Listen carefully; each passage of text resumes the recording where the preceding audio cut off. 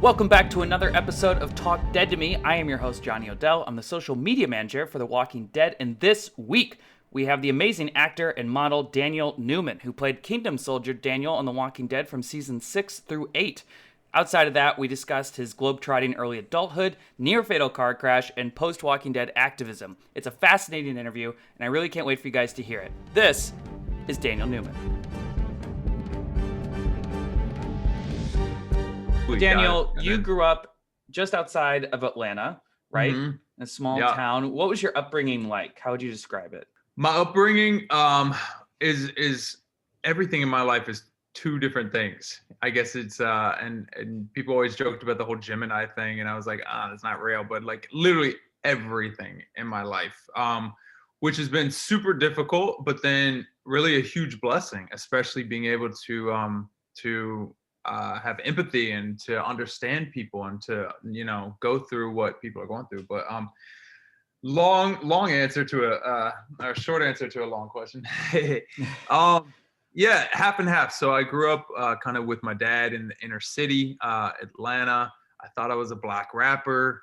I just I absolutely, like, all my friends, it was like almost an all black school. That's just like everything to me. I just loved it. I grew up on hip hop culture and growing up in Atlanta. And then my parents were divorced. So I then moved out to the country with my mom. And we had a rodeo team.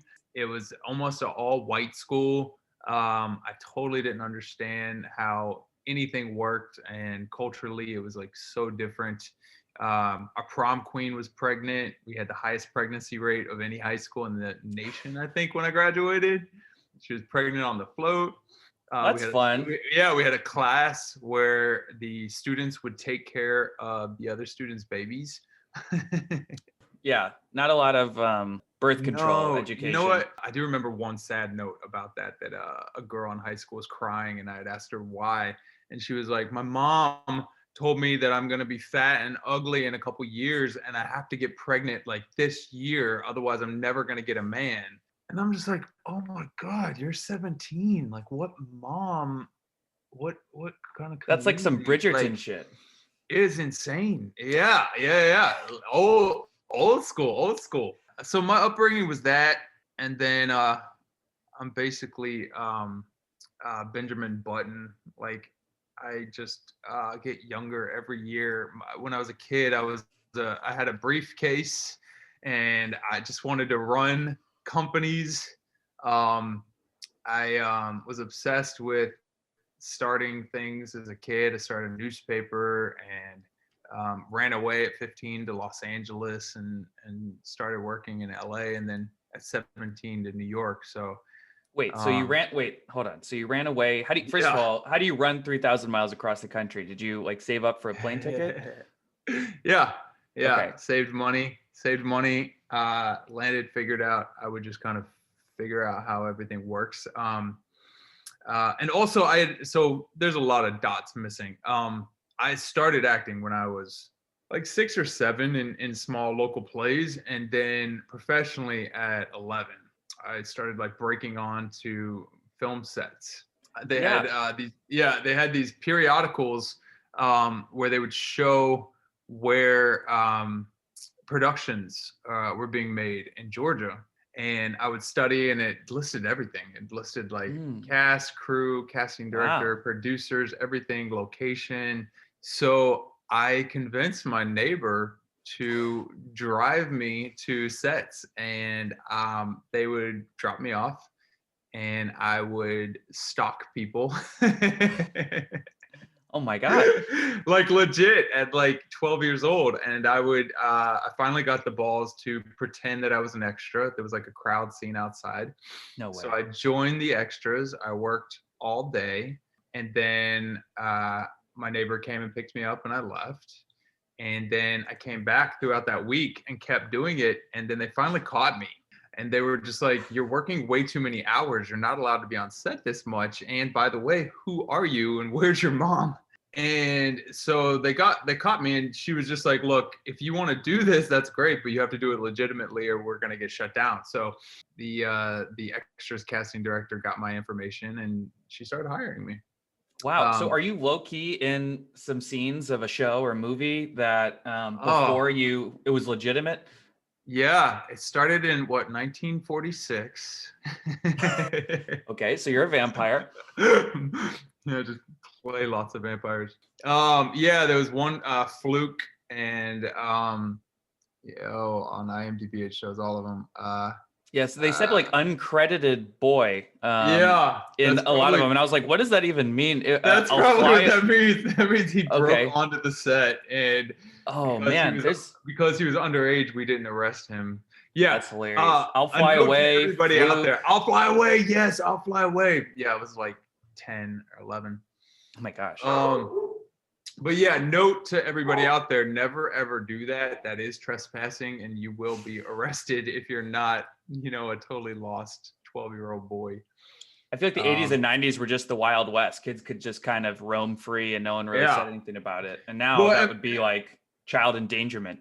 Yeah, and plus we didn't really have a film industry then. So there weren't necessarily like the security concerns. I mean, if a kid's roaming around a set, they are either an extra or an actor or family member of crew. So back then, nobody really cared, Mm-hmm. Except I kept walking into the camera site and they're like, hey, we're filming. Get out of there. I'm like, I know, I need some lines. So running away, were you with your mom at that point? So I had gotten an agent. I had done a lot of theater and a lot of local work in Atlanta, and I had gotten an agent, People Store, best agency in the world. And they had gotten me with Macaulay Culkin's agent in Los Angeles. And yeah, so he was like, let's give it a shot. Okay, you're booking everything that you go on in Atlanta. And so I went out there, and then I guess my mom was like, oh, you're really serious. Okay, I'm coming out there with you now. Where did you live? I had a friend that was out there, so I was kind of couch surfing at first, and then my mom and I got an apartment. That's pretty wild. And it says in your bio that you were at Yale briefly. Yeah, that was a life-changing time. I'd really love to go back to school, but we all make decisions that we question later. So how'd you end up there, and what was that journey? That was just a really, really huge blessing. I had a teacher in high school that had graduated from Yale, and she had just kind of started grooming me when I was young to try to do other things. So I just went for a really, really short time, and yeah, I'd like to go back. Please let me. Okay. And then after Yale, is it New York? Yeah. So, wow, we're tracking the Newman journey. That's the whole point. Yeah. So telling the story. Yeah, you're amazing. So, Los Angeles, and then the family was like, okay, you can do this once you graduate, but go back to school, which is the smartest thing ever. And then New Haven for a bit, and then New York City. I just knew I really wanted to live in New York. So I went there. I'm sure my parents were terrified, but I just started getting every side job I could, and just started to explore New York and make it my home. Again, you did a band, right? I did. So I played music forever. I started producing music. Nothing well. I sing and I write music, and I play enough guitar, trumpet, saxophone, drums, and piano to record things and then really edit them, or sit down with real musicians that can play while I'll just sing them. So that's nice. Yeah, we did that, and the manager had gotten the songs placed on all these movies and TV show soundtracks and stuff. So that was amazing. And you eventually got into modeling. Yeah. Bruce Weber. Yeah. Famed photographer for Calvin Klein and Yeah. of the likes. So at this point in your life, you're bouncing around, you're doing a lot of things, you're moving a lot. What's your motivation? Like, what are you trying to prove at that point in your life? Like, what are you trying to strive for? Are you just throwing a bunch of stuff at the wall? I mean, dude, I was just, I would literally just do anything and see what would sticks. That was a really crazy fluke again, because I was like the ginger redhead kid with the braces and acne, and everybody beat me up and made fun of me all my childhood. Really? Yeah. And then I grew up and got tall and big, and it was super random. I was with some friends skateboarding at Union Square, and this girl came up with a Polaroid. I'm totally dating myself. She came up with a Polaroid. She was like, "Hey, can I take y'all's pictures?" And I was like, "Yeah, sure, take our pictures." And then she's like, "Hey, let me get your number." I was like, "Okay, cool." and then like a couple days later, she called me and she was like, "Hey, my boss really wants to meet you. He likes your pictures." And I was just like, "Oh no." Is your boss like trying to put me in porn or something? Like, what's going on? She was like, "No, like, have you ever heard of Bruce Weber? He does like all these big campaigns, and come down to the office." So I went down to the office in this huge flat, and the whole office with everybody working and all the editors and everything. And yeah, I met Bruce, and we just talked for a while about some different projects, and then did like a little test shoot with everybody there. And then from then on, it was super, super crazy, because there had never been like a redhead guy in fashion. And connected to Bruce, who was shooting everything. So yeah, after he shot me with Abercrombie and with a bunch of different things, it just super popped off. I mean, it's kind of like the trend at the moment. So I was able to do Louis Vuitton and Christian Dior, and live in Europe, and kind of travel and start experiencing a whole different world from my little farm area of Georgia. And yeah, totally different world. Yeah, you're kind of a globetrotter. You've lived in Japan and Australia, Europe, Oh, like you said. you love it. What's something about modeling that people get wrong? I don't know. I think they get it pretty right. They get it right. They got it on the nose. Okay. I think they get it right. Okay, that probably paid pretty well, right? No, because I'm a dude. So so it's just like porn, where guys get like a third. Yeah, of not Okay. even. I mean, literally like 15 to 18-year-old girls that were shooting with me were millionaires.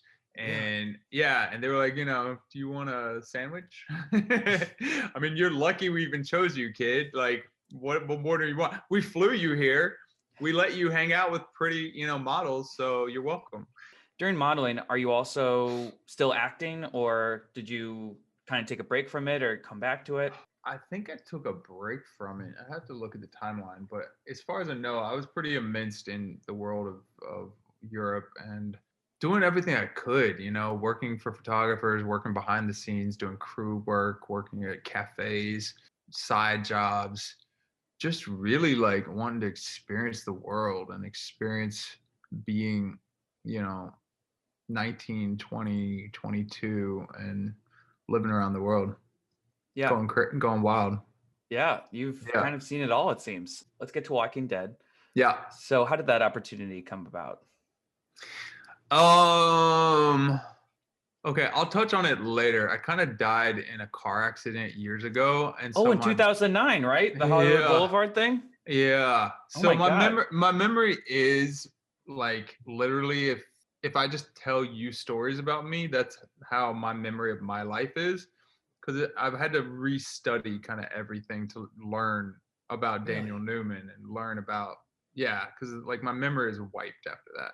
And I still have memory issues from it. But so what happened? So I was walking down the street, and I started to cross the intersection at a red light, and I honestly am kind of putting pieces together, but I heard like a noise, and I turned, and it was the middle of the night, and a drunk driver ran the red lights, I think with their headlights off, and ran over me at about 50 miles an hour. God. 50? Like, that's what they said. So that's death for most people. Yeah. I mean, yeah. So everything on my right side was broken. All my teeth, on my jaw, my skull was wide open. Oh my On my God. nose, all of my arm, my leg, my ribs, my hip, everything on the right side. And then I had flipped over the car after crashing the whole front of it and landed like with my head. So a lot of brain Jesus. damage. So the whole thing was a crazy miracle. Besides being a nightmare, witnesses called Cedar Sinai that came out, brought me back to life, coma, then dozens of surgeries, and yeah, just got a brand new life. Had to learn how to talk again, get a new jaw. Had to learn how to walk again. Had to study Facebook and journals and news and stuff to kind of learn my life and learn what happened before the accident. Oh my God. But the biggest thing is to kind of look in the mirror and see myself over time healing back to normal. And when I was doing so much of the physical therapy and recovery, you would just see, kids that had slipped in the shower and they are paralyzed, for the rest of their life. They're having people have to wipe them and clean them and take care of them. And people that fell off a bike and are paralyzed or, had to get things amputated. And so it made me abundantly grateful and realize how lucky and fortunate I am. And it really changed my whole life to really want to live, to use whatever I can to help people. So it was a big life lesson, life change.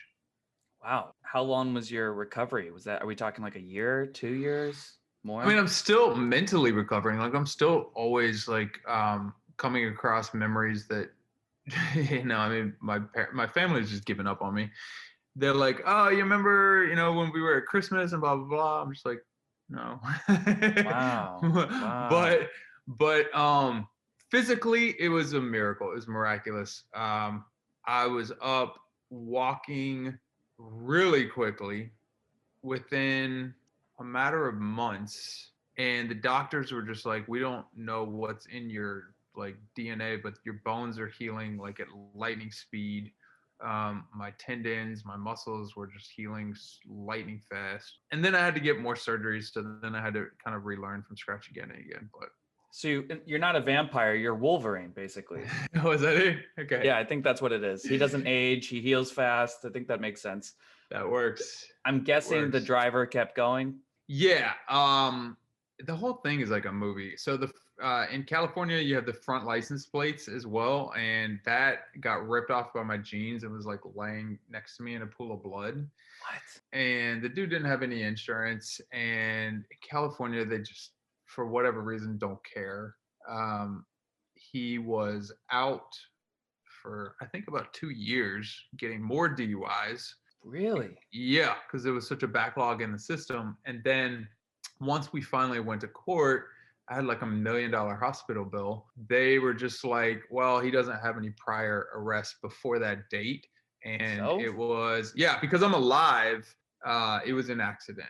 It was a hit and run, drunk driving accident. So they gave him something like, I can't remember what it was, but it was like super angry. It was something like 40 weekends in jail over 5 years whenever he chose to serve it, and for good behavior he could get off. Jeez. Yeah. And I thought California was more progressive than that. You'd think Yeah. maybe if it had happened in Texas, it would have been a little Yeah. bit more hard-nosed. Jeez. So now let's get on to Walking Dead and how that opportunity came. So you've rebuilt your life, you've rebuilt who you are. So then how did it come up? It was you're just auditioning for a bunch of things? Yeah. So, well, more terrible news. So my mom got sick, and to quickly cover it, I quit everything. I moved home to take care of her and fight with her against cancer for a while. And I had quit everything, but I had auditioned for Walking Dead and kind of went to the network and producers for a bunch of different roles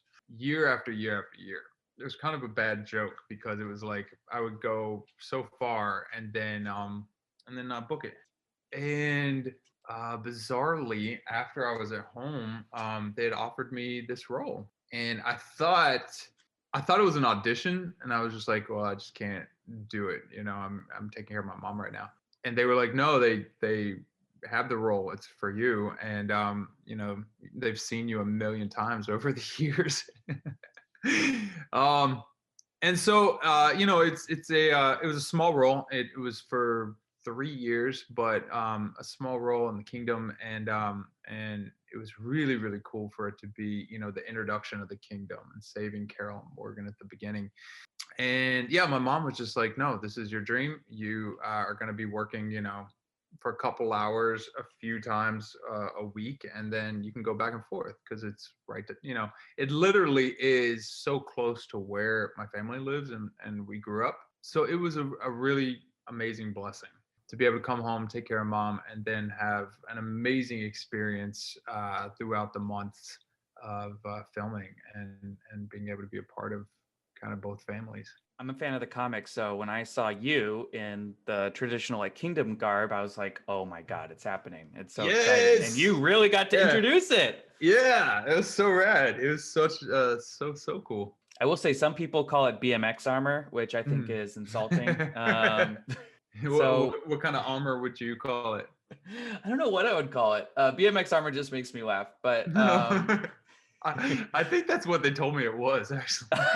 It's so good. Or like paintball armor, I guess. Yeah. I don't know. But hey, you wore it well. It's fine. Thank you. I rock that shit. What's it like working alongside a CGI tiger? Oh my god, it's so exciting. It's so fun. Were they like, we promise it's gonna look good in post? Yeah, it's coming. It's coming. Right. There you go. Look, Shiva. Yeah. No, it's super rad. I'm such a nerd. I love technology. I love filmmaking, and I love fantasy and make believe, and so that was super fun. Were you a fan of the show beforehand because it was so close to your hometown? Honestly, I go in waves with everything, and so I was a kid that grew up living and breathing film and TV. I literally would just sit for all hours of the day from the second I got home from school until super late binge watching TV all day every day. And there was a point where I looked at my life and I was like, all I do is watch TV all day. So I got rid of my TV, and I haven't had a TV in like 10 years. No way. Yeah. So you're behind on everything.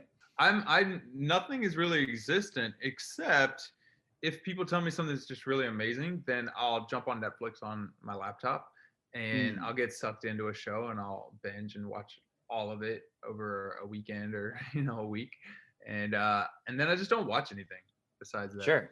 Working on like a giant television show like that millions of people watch, that must have been such a surreal feeling. Yeah, I mean, it was, like I said, it was so bittersweet because it was really at a time that I was going through so much with my mom and family. I don't know that I really took it in that much. It was just like, okay, this is an amazing job. It's near my house. And then being part of the whole Walking Dead culture, I started to see like, holy shit, there's fans lined up outside on the street, There's people there's people here that are just diehard fans of the show, and Carol and Daryl, and it was such a different experience. And I've been super, super lucky having roles on, like Heroes and Homeland, and getting to be a part of a lot of really successful shows, but nothing had the fan impact or the global impact that I started to get from this. I mean, I've never really like gotten recognized or anything before this show. So yeah, it was wild. And then starting to do like the Hey Baby, starting to do like the conventions with the cast and like traveling around the world and being a part of that legacy that they built. I mean, like you're doing this podcast, like what other shows have podcasts and like a million spinoffs that are just huge? And like, it's just been such an incredible manifested kind of fantasies ever since I was a little boy growing up in Georgia and running through the woods and riding horses. And my fantasy and vision was always like this, to have like a huge TV series and a huge film industry all throughout Georgia. And everybody laughed at me and said it's never going to happen, it's impossible, and yada yada, you have to go to LA. And then for me to move to LA and have every show I book be back here in Georgia, it's just phenomenal. And to see, you know, thousands of family members and crew and locals get jobs and opportunities, and being able to have, you know, the shootouts and the fun, like wildness of the fantasy world right down the street from, you know, where I grew up is super, super amazing. Wow. So your post Walking Dead life, you've been a lot more into activism, working in politics, people like Keisha Lance Bottoms, mayor of Atlanta. Let's talk about your activism. You actually came out as bisexual in 2017, I believe. Yeah. And how did that change your life? That completely changed my life. That was and I have to just start by saying, like, anybody out there that is feeling that gut-wrenching feeling of like, I hate living a lie, or I hate not being authentic, or I hate not respecting myself and having to pretend to be something I'm not. There's never ever been an easier time to come out. The whole world has just completely changed. But, you know, for hundreds of years, but specifically decades of activists and allies working so hard, they changed the world. And so for me, it's just been the most positive, important step in my life, especially coming from a very religious Southern background. And I had every reason not to do it, and every reason I was told not to do it.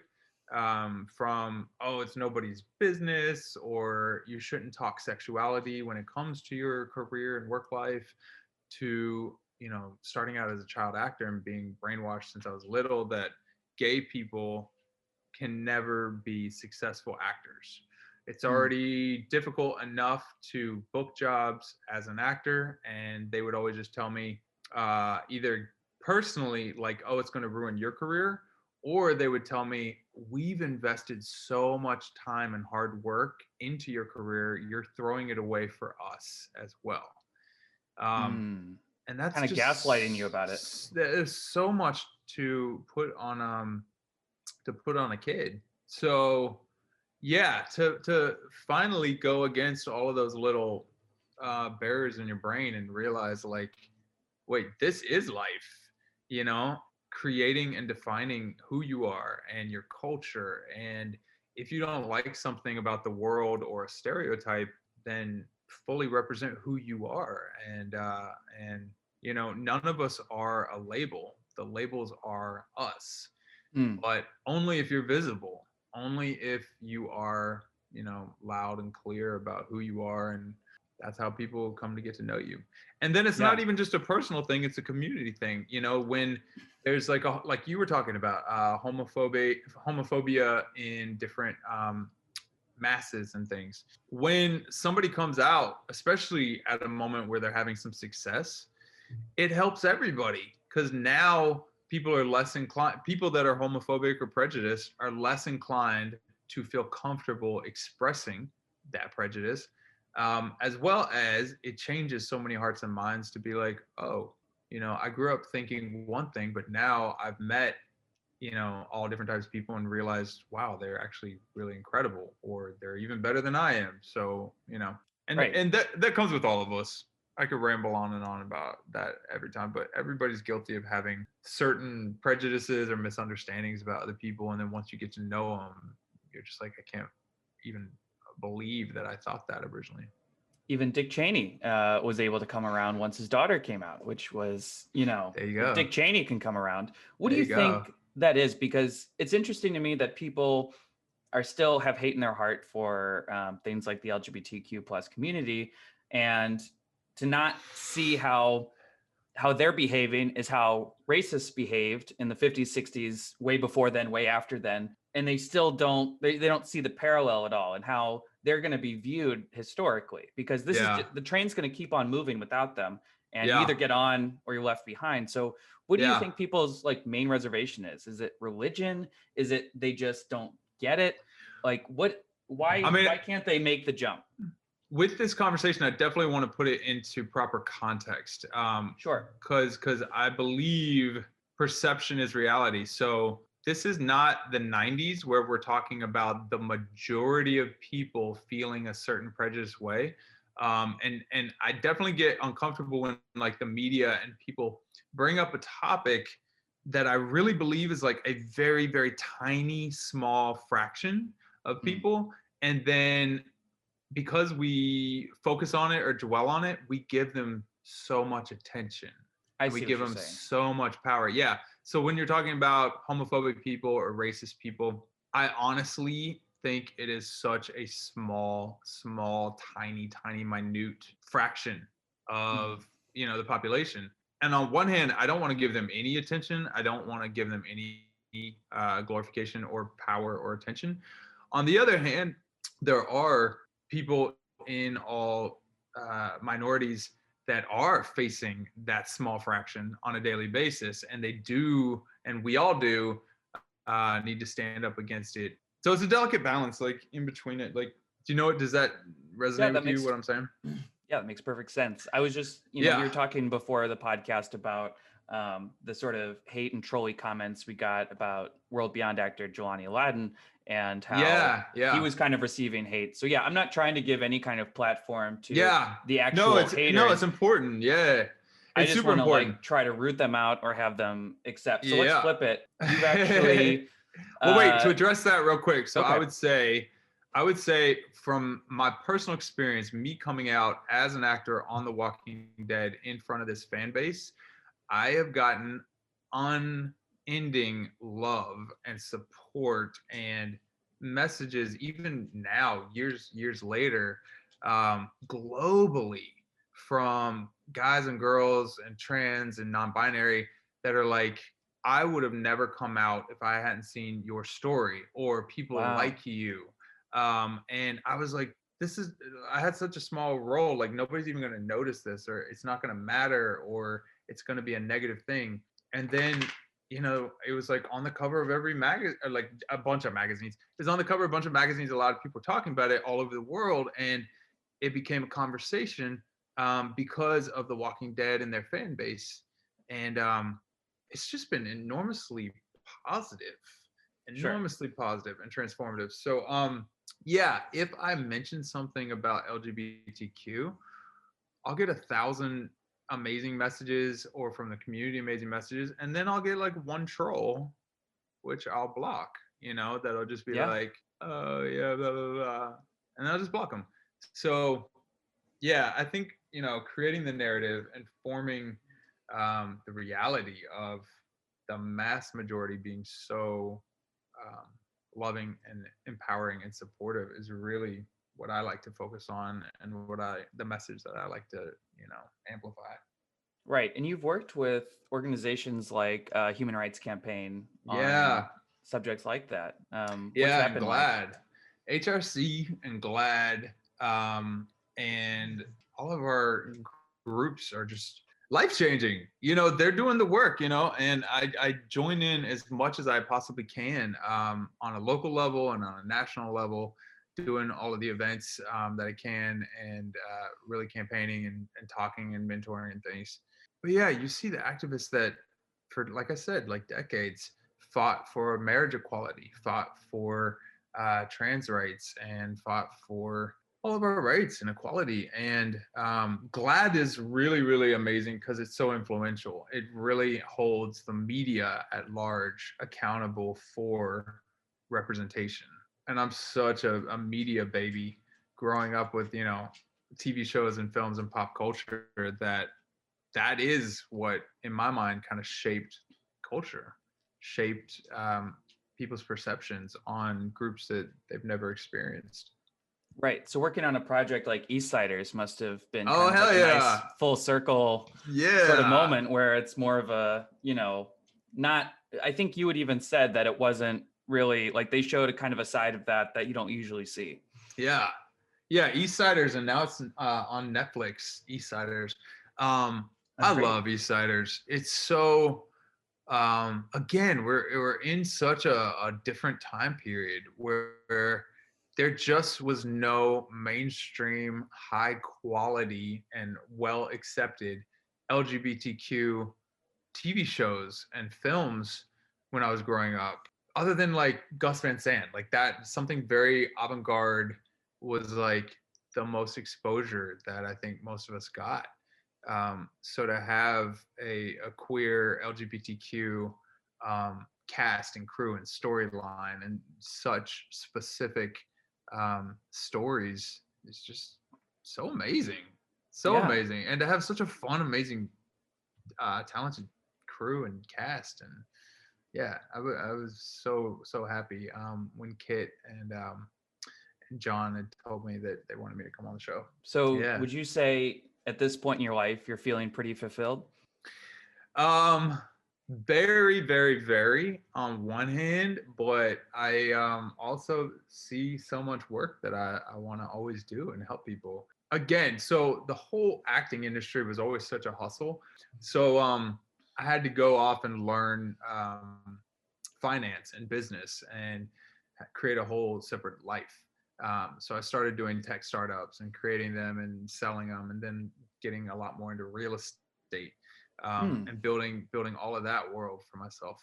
So yeah, I mean, I see giant buildings and I'm like, I want that one and that one, and I start Wow. crunching numbers, and then I see like cities that are kind of falling apart in places, and I just see how in other cities they've rectified different situations and brought in so much prosperity to communities, and working with Mayor Keisha Lance Bottoms on a bunch of initiatives, and then joining Biden and Harris with this run, and being a part of all of that this year. It definitely shows me, and then also from my accident and seeing people in hospitals, it just shows you how much work there is. And when you see that you are fortunate and you have kind of the resources and talents to do something, you have the responsibility to do them. Well, it sounds Yeah, like you're kind of like a sort of entrepreneur. I think you even described get it yourself as done. a survivalist. Oh yeah, hell yeah. And then the entrepreneurial, moving into like OnlyFans, like that kind of came up, and yeah, and that's been phenomenal. I kept hearing whispers about like all of these people like Michael B. Jordan from Black Panther, Marvel, and Cardi B, and all these actors kept joining it, and then my team was like, hey, they keep inviting you, and it took me a while, and then I realized this is a Netflix of social media.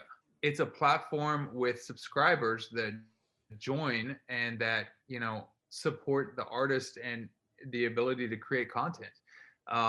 And so my mind just started to explode on that, and I was like, wait, so instead of with social media, so many influencers are tied to their advertisers, the wishes of their advertisers, like Kim Kardashian or anybody getting all this money from advertisers to do posts for them. And I just thought it was such a freedom to have a Netflix subscriber based platform where your fans help you create the content that they want to see. And yeah, it's a brand new thing that we've done, but it's been phenomenal. I just was like, now I can afford to hire writers and directors and get a bunch of I've been really, really fortunate, especially because of The Walking Dead, to have so many celebrities now join me on it. We've just been filming nonstop and editing, so it's been really and it's not exciting. just like nudity, like people do modeling, cosplays, just kind of whatever content they want. So I mean, it's all nudity. It's all nudity. I'm kidding. No, actually, no. Mine is not. Mine is literally just now creating content like a Netflix platform. Yeah. Awesome. Daniel, thanks so much for taking the time to talk huge, to me. I loved hearing your story. Thanks. This is great. Thanks. Yeah, And, we have a massive announcement coming shortly this year. Well, I hate it when people do that to me. I signed a bunch of NDAs, so I can't reveal any details about it, but it's massive, and I'm super, super. What's your Twitter handle? You're at Daniel Newman, right? Yeah, Daniel Newman on Twitter, Daniel Newman on OnlyFans, Daniel Newman on on Instagram. Instagram is Daniel Newman _ or something. Got it. So everyone check that out, and then we'll hear the big news once that's all available. Yeah.